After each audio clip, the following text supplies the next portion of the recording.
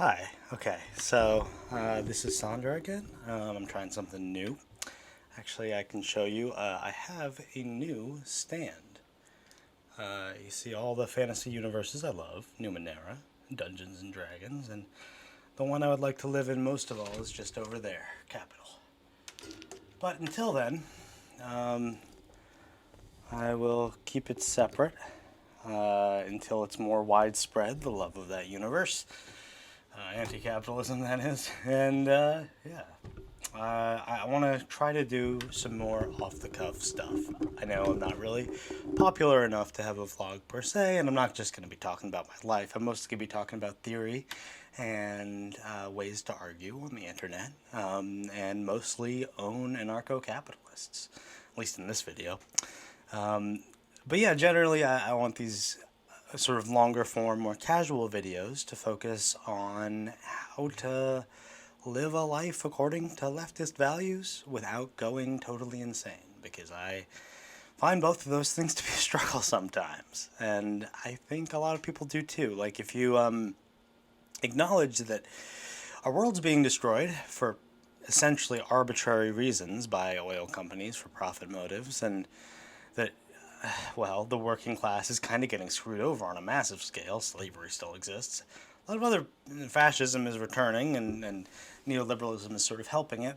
It can seem kind of dark sometimes. And so I suppose I want this new type of content to maybe help people by giving guiding advice and just providing solidarity, I guess, and commiseration, which I suppose is kind of the opposite of advice. It could arguably be called waddling, but regardless, I guess it's mostly just that I suck at editing, and so I would like to have something more casual I could do when I want to get my thoughts out there. So what I want to talk about today, amongst other things, I guess, is why anarcho-capitalists are so goddamn annoying. I got into an argument with one recently. Oy vey. Alright. Cut. I'm getting a call, so be right back. Okay, so we're back. I apologize. That was a scheduling call from my grandmother. We're going up to Maine in a little bit, and I'm borrowing her cottage, which is quite nice of her. So, let's see. There is, I was going to talk about how annoying ANCAPs are. I got into this whole argument on the anarcho-capitalist subreddit was recommended to me, presumably because I've been on anarchist subreddits, and yeah, it's holy shit. It's horrible. It's just what you'd expect. And I got into an argument in the comments, because of course I did. I couldn't keep my big mouth shut. And I like to think I made some good points, so I guess I'm going to read it, sort of farm this random schmuck who's being dumb on the anarchist subreddit for content. I guess before I get into it, I will say I have some more of the tightly edited videos planned. I'm still working on the JoJo one, mostly because I'm bad at editing, and it's hard to motivate myself to do it because I suck at it. And also, I have one called Poop Scalpel, classy, as I often am.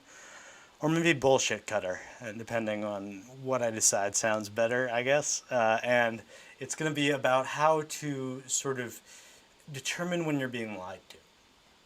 So sort of like research design, I guess. I took that 2 semesters worth in college.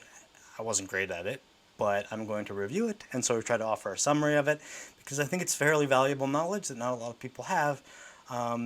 And I want to get better at it, and I want to share what I know about it. Because I think, frankly, disinformation is a pretty big deal on the internet. And then also, I have a video planned called F-Art, F-Art, and Fart. So it's going to be fan art versus fine art versus fart. So that's essentially, excuse me, swap the fan and the fine art. So fine art, fan art, and fart. It's going to be in an increasing tier of artistic merit. So fine art is obviously the lowest tier. It's trash.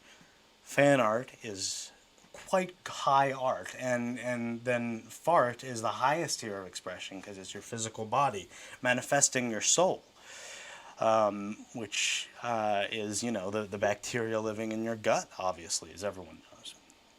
It should be fun, and it's going to be sort of about how the commons and how free human creative energy is the most reliable source of innovation, and how corporate projects, not necessarily fine art, but the ones that style themselves as such,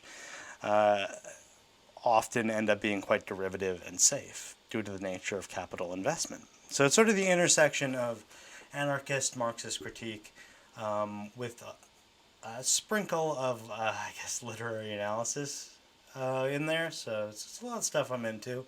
Should be fun. A lot of fart jokes, high quality stuff, you know, what you'd expect from me. So, yeah. Anyway, let's get into tearing this anarchists argument to shreds. By the way, as for the tone I'm going for with all this, I'm going to try to be genuine. I do have a tendency to sort of ham it up in front of the camera, but it's no fun, you know. I imagine a lot of people are a little socially isolated right now. I'm a little socially isolated outside of work, so I guess the world needs more real people than hyper-energetic YouTubers. So I'll try to keep the YouTuber-isms down to a minimum and the overacting down to a minimum and just be real, even though I have this lens looking at me instead of a person. Let's see how I do. Okay. So the first comment on this political compass fun comment in the anarcho-capitalism subreddit, where portrayed all the other corners of the four corners of the political compass as being whining soy boy cucks who are just freaking out over our inherently exploitative system, whereas in the economic libertarian right, that you have this admittedly kind of bop and rap song about money. Brazil exploitation, one of the top comments was like, money is a manageable product of labor. Being against capitalism is being against one's right to control one's own labor product. Blatantly false. And as a consequence, any other manifestation of human activities. So essentially, anti-capitalism equals pro-slavery. I couldn't help but join in here. I said, holy shit, that's a dumb take. Capital means private ownership of social production. Chattel slavery was an extension of this principle. It was private ownership of a social means of production, namely the production of slaves.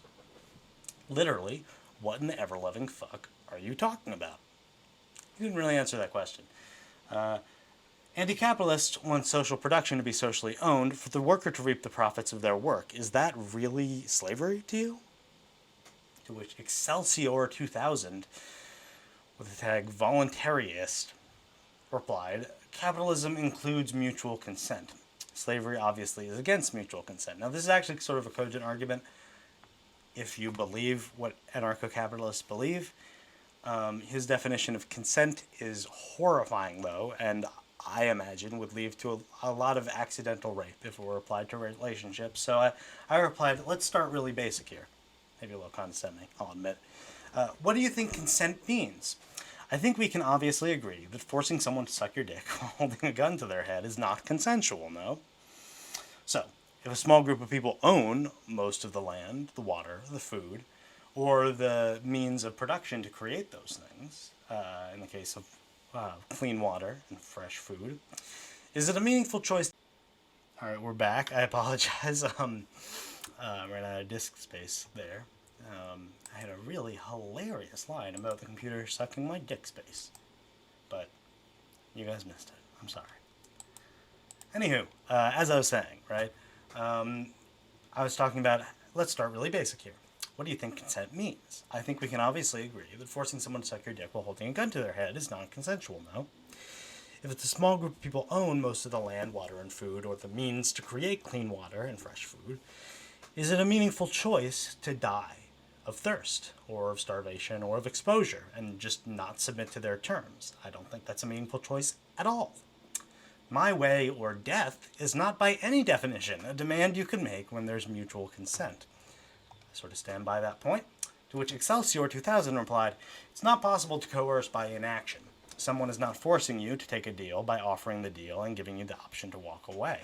It's not my way or death. That's a false description. A small group of people do not own all the land, water, or food. Certainly not a single group or anywhere near it. Sorry if being alive means you might actually have to do something in order to keep living. This impression that actual anarchists just want to loaf around all day is charming, especially considering how the people he's referring to as the people who deserve all this money and power and food and land do very little day to day. I responded, no, of course we need to work to live, and yes, they do. Very few people own a majority of the world's wealth, to which I linked him that good old reliable stat about now around 12 people owning more than around 3 billion. You might be in denial about the most basic aspects of our own economic system, but not everyone is so gullible as to defend their masters like this. It's absolutely possible to force by inaction if you have a cadre of police protecting your property rights and you own most resources needed to live. So what I want to address here real quick is the fact that he truly believes that labor contracts are consensual, and that's not an uncommon thing for anarcho-capitalists. It's kind of a necessary belief for their beliefs to hold together. The idea that employees enter into voluntary contracts with employers and they can just sort of choose a different job if they don't like where it's going, ignoring the fact that often jobs end up offering similar terms to workers, especially as they become more monopolized. And it's a frame of mind that is extremely narrow. It's sort of one you can only have while thinking about an individual person, like, oh, well, you don't like your job, just find a new one. Without sort of addressing the larger system, because if you do, you very quickly find that generally people who do not own companies or shares of land kind of can't set their own terms in a lot of cases. The only way for them to do that is to start their own businesses, and when a lot of people do it at once, you get something along the lines of the gig economy, where no one gets any benefits and they're all contracted by larger entities. And that results in lowering living conditions, lower wages, all sorts of bad stuff. Excelsior responded by saying, a majority of the world's wealth is not, quote, all the land, food, or water. You're trying to conflate the two, and I'm not going to let you. No, it is never, ever possible to force through an action. To which I replied, Jesus, are you really trying to excuse the level of inequality? All right, well, down to even a slight imbalance in starting resources should be an obvious biasing of fair competition under capitalism.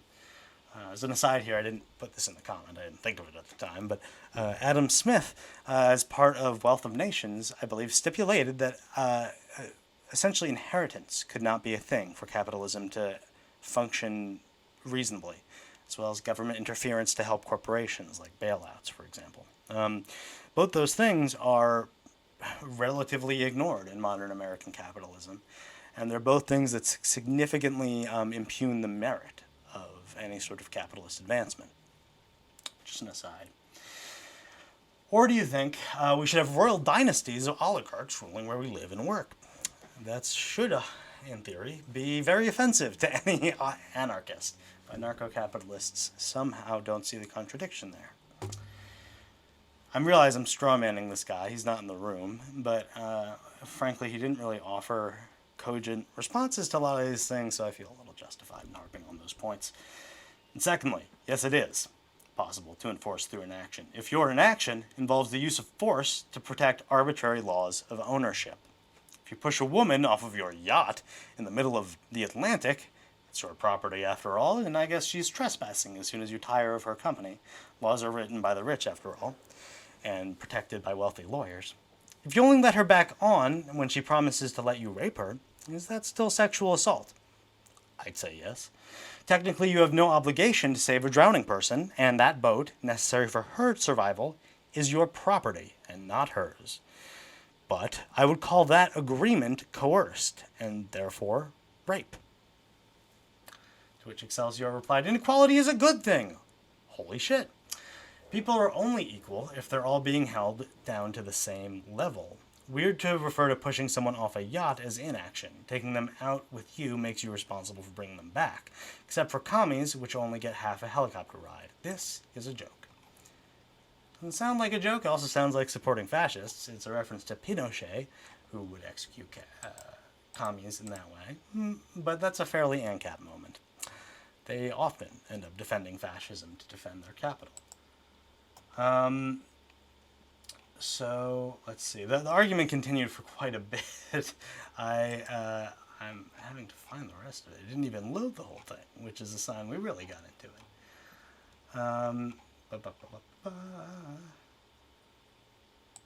Okay, parent comments. Right. So, where we left off, I said inequality is a good thing, brain dead, anarchist moment. Yeah, and billionaires will only have half a neck if they keep this shit up, I said. Also for legal reasons, that's also a joke. You are right. That metaphor is not quite fitting. It's more accurate to say that the woman that you pushed off into the sea built your yacht for you out of scrap metal, and then you took her out to sea to drown and or rape her. Labor creates value, not capital. A CEO with no employees is useless, but employees without management actually operate more efficiently. Look into Mondragon. If you're referring to natural talent, then no, people are not equal. However, there are fucking miles of middle ground between that and the conclusion that 12 people ought to hold more material resources than 3.5 billion people. And I spelled it out here to make the emphasis known. 3,500,000 people. I think I said that wrong, but the point is, it's a lot of fucking people. And it's a very small amount of people to be outnumbering them in terms of wealth. It's absurd. Do you think that each of these people is millions of times more hardworking than the billions in poverty?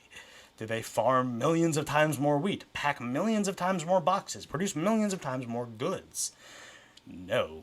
They pay others to do those things and then siphon off of their profit like leeches fattened on blood.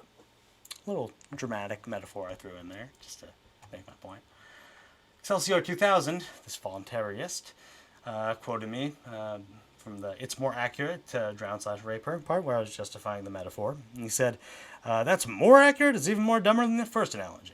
He took issue with the labor creates value point as well. He said, neither is true. Value is nothing more and nothing less than the amount agreed upon at the time of transaction. But you have to be a raging moron to think that labor is the only input on a product. So I was kind of leaning on Marxian economic theory here because largely I'm still learning about the anarchist theory. But yeah, labor is the only flexible value going into most products and services. So yeah, I mean, you can call Marx a raging moron if you like. I'm supposing ANCAP would, but frankly, I bet he does know more about economic dynamics than you do. Or he did, I should say. I said there are miles of middle ground between people being born unequal and 12 people holding more than 3.5 billion, to which he said, why? If you base it on first principles rather than some sort of, well, I want it to be the way I want it, then you have to let people do with their property as they wish. He also took issue with each of these people being millions of times more hardworking. Again, I'm sort of like trying to summarize the areas he quoted just to give them a fair shake. He said, labor is not the sole or even the primary input. Again, kind of wrong. I'd like you to round up 300 people with no money, no tools, no equipment, no resources, and see if they could build a factory. That's exactly what happened with the Mondragon Corporation, which is why I wish he looked it up, but then again, doing research is not ANCAP's specialty. I know, I'm just stomping all over this guy. Maybe it's a little unfair, but I sometimes people get enjoyment out of watching people get epically owned by facts and logic, and frankly, I think ANCAPs deserve to get epically owned. I said the second example makes it clear the relation between labor and capital. Labor is the primary input to any business, and without it, the human race would perish. Without people farming fields or working in power plants or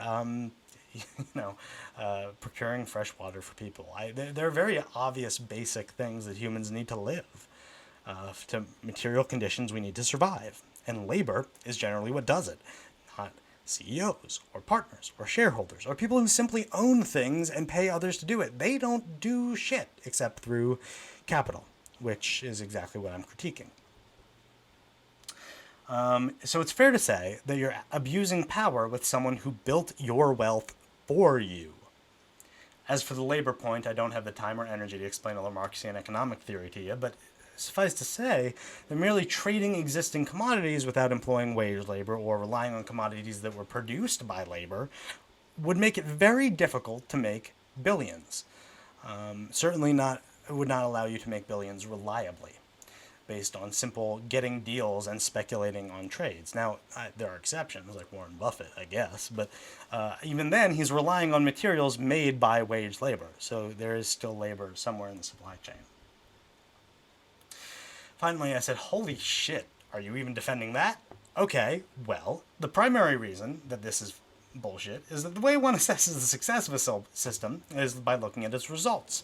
If the above result is a product of capitalism, it's a good indicator that it's a broken system. A dozen asshats hoarding half all of the wealth in the world is obviously not a desirable or even sane outcome. Finally, even if we're talking first principles here, it's not their property. They stole their excess value from the people who actually make their businesses run. As for the 300 random people being able to form a factory argument, see the above comment about Mondrian. Their founding involves exactly that. Capitalists failed to invest in a town full of smart, hard workers, and they were starving for no good goddamn reason. In response, they built a democratic, worker-owned industry so large that it's a massive portion of Spain's GDP. He had a brief response to that I can't find in the thread right now, because I guess it isn't loading. That's how long we rambled and argued about this. But I think I made my points rather well, and I think he did, in fairness, articulate some of the core beliefs of anarcho-capitalism decently well. It's just that they're silly. So I guess after this, I'd like to go into sort of an unscripted analysis of what makes anarcho-capitalists fake anarchists. Maybe all this is self-evident if you're into anarchism or even socialism. But I'm probably preaching to the choir here. But just to make it crystal clear, what's absurd about what this guy is saying is anarchy, at least in the leftist lexicon, means an attempt to bring about equality, sort of in the same way that communism does. Communism is attempting to bring about stateless, classless society, and anarchism is similarly about flattening out hierarchy, power structures, which sort of is similar to the goals of communism, hence why a lot of modern people who are leftist are libertarian socialists and or anarcho-communists, or one of the bazillion sub-branches therein, and not the sort of statist, tanky type communist that a lot of people used to be in the 20th century. Because it's sort of become clear that while those regimes also often actually did some good in terms of improving the living standards of the people living in those countries, as opposed to when they were being exploited like slaves by capitalists, they often ended up creating authoritarian power structures that were problematic in ways not related directly to capitalist economics, but that were still had to do with humans having power over others. Now, I'm well aware that government and economics are intertwined in Marxian theory, and I do believe that myself. But it was sort of a loophole that people, I guess, didn't really seem coming in a lot of the 20th century, at least was my impression. A lot of the communist regimes, a lot of people considered them real communists, even though they also had centralized state power. I believe centralized democracy was a term that a lot of them used. And again, they did good in some ways. But they did result in a fair amount of death. And while I think the exact tally is exaggerated by reactionaries, you can't really avoid the simple fact that there were problems with those systems. You can also acknowledge the good they did, right? So I think the mainstream perception of what anarchy means and what communism means is rather outdated. And I think anarcho-capitalists share that. They're also often abused two big leftist terms, anarchism and libertarianism, right? They often call themselves just libertarians. Elon Musk is sort of their poster child, and he is despicable. He was recently implicated in a slavery lawsuit about deaths in child mines for rare earth metals that a lot of modern tech companies use, including Google, Apple. Again, probably preaching to the choir to a leftist audience, but despicable, horrible stuff.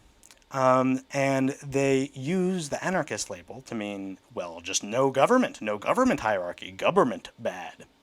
And sometimes, very explicitly in ANCAP subreddits, you will see, well, this is bad when the government does it, but it's not bad when corporations do it.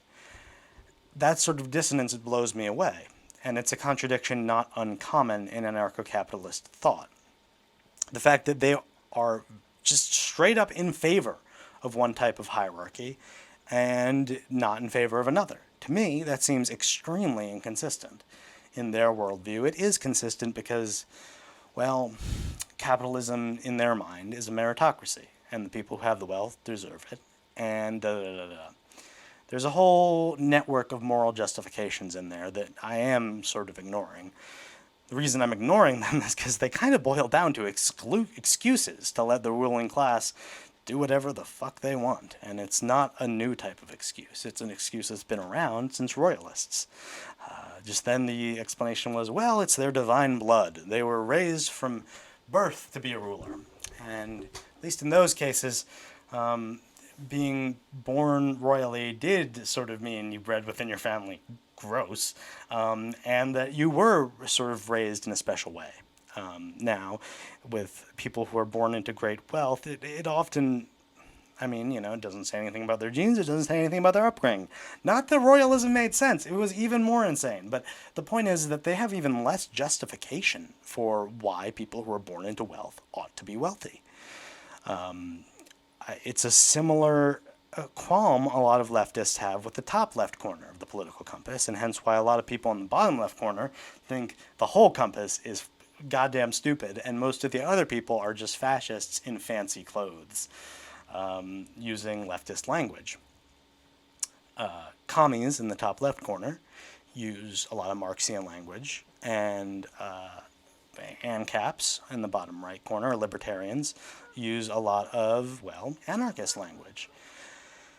And both of them, there's a strong argument to be made, misuse those terms, kind of bastardize them, twist them away from their original meaning.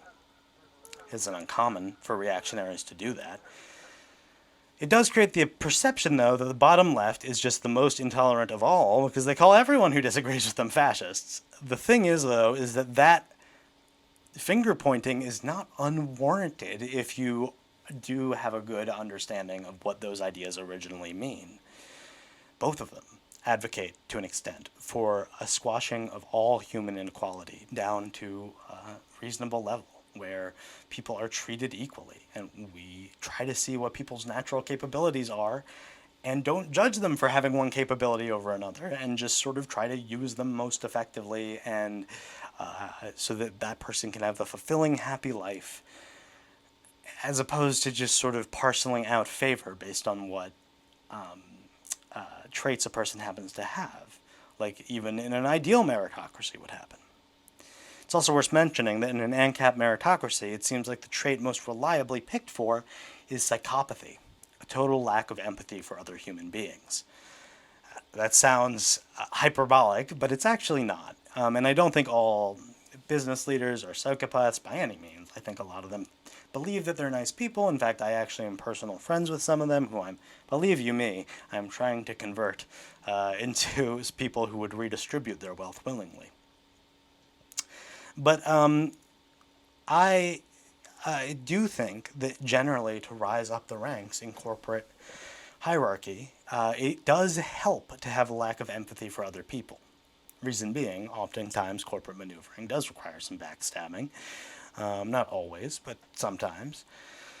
And also it requires regarding other people as commodities, just on a very basic level. It requires reviewing other people's labor, other people's life's work, as something that can be bought and sold, something that's disposable, something that's a resource to the greater hierarchy, specifically to your profit, big numero uno, not just something that's good for the collective whole. So you're sort of necessarily, by rising up the ranks in some corporate ways, working on maximizing the amount of value you can extract from your employees. Now, like I said, I don't think everyone who does this is mustache-twirling evil, but I do think that that helps if you don't view other people as actual independent human beings.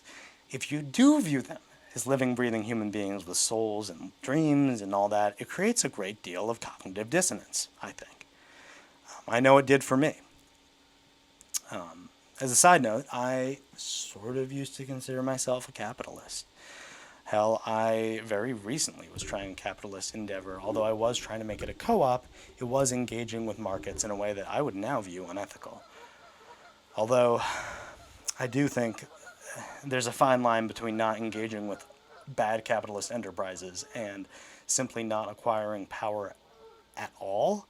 While dual power structures are effective, I think it is sometimes effective to use the power of capitalism against itself. And I think it would be silly to suggest that all anarchists essentially rely entirely on general strikes, just given the current lack of public support for it.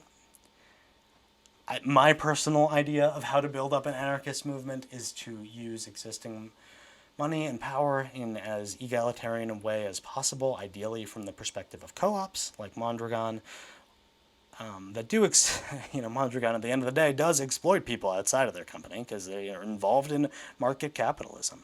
But they do it in a way that's at least as equitable as possible and seems to be dedicated towards spreading egalitarian, fairer interaction with market systems, like through the co-op model. I think that cultural shift is the best chance we have. And I know I probably sound like a neolib by saying, yeah, well, it's the best we got. We got to settle. And I do, honestly, I wish there was something along the lines of a general strike. It would be in the best interests of almost every human being on Earth to simply just refuse to work and or picket line for 2-3 weeks on end. If that happened for a long enough length of time, capitalism would be over. They need labor for the gears of capitalism to continue turning. And if people refuse to turn those gears, well, capital would have to acquiesce to whatever the demands of labor would be. You can lead a horse to water, you can't make him drink. Similarly, you can't really force people to work unless you're holding them at gunpoint, and that would be a significant change in intensity of the level of oppression. I think a lot of people's stomachs would start to turn, especially in first world countries, if they felt like they had to support out-and-out fascism. At least that's my hope. I realize that in America and most of Europe, there has been a right-wing resurgence of fascist and pseudo-fascist thought. But I do think the younger generations, at least, are, if anything, being pushed farther left by the reactionary wave. One of the positive things about polarizing political thought is that it can result in younger generations becoming more leftist, more egalitarian. And I think that is happening with Gen Z, has happened with millennials.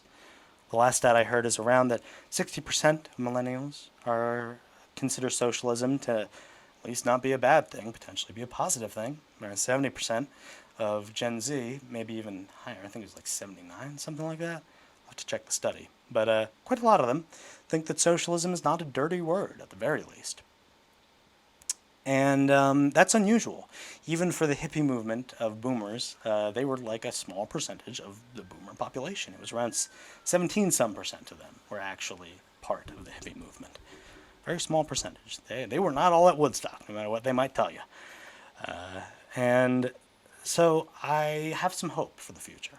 And I suggest you all do too. Let's see, what are the takeaways? Right, that anarcho-capitalists are very fake capitalists. That tankies and ANCAPs both do have sort of threads that leftists can pull to make them reconsider the contradictions in their own beliefs, partially because they use some of our own logic, right? ANCAPs hate hierarchy. Commies hate capitalists.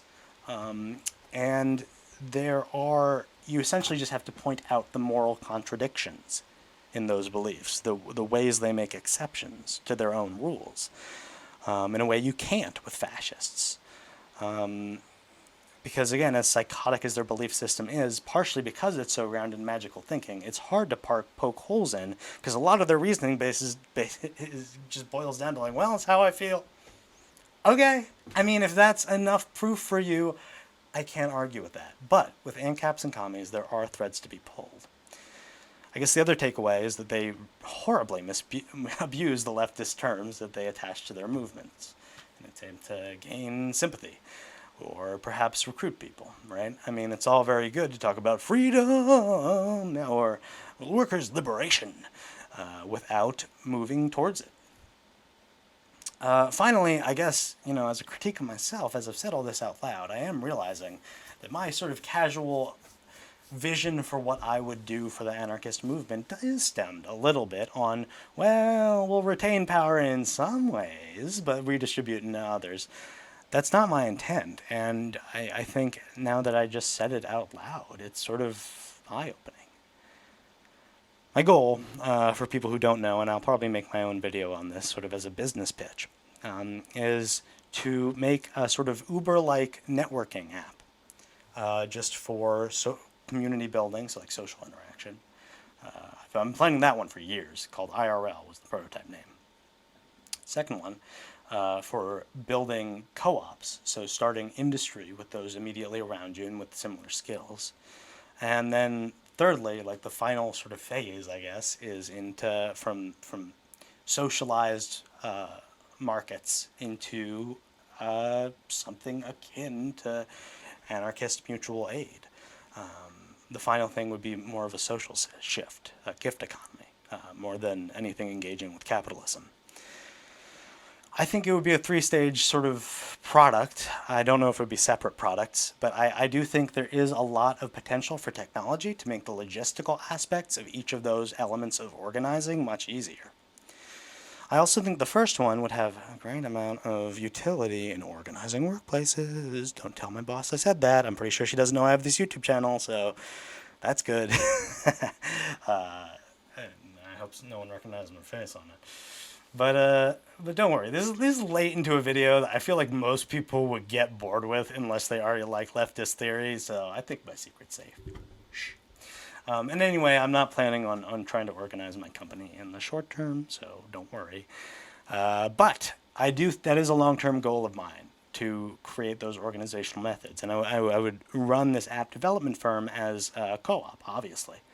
I guess I might attempt to put myself as like sort of an elected leader, but obviously the whole point is that democracy would rule, and just because I'm the guy that had the idea doesn't mean I'm the boss.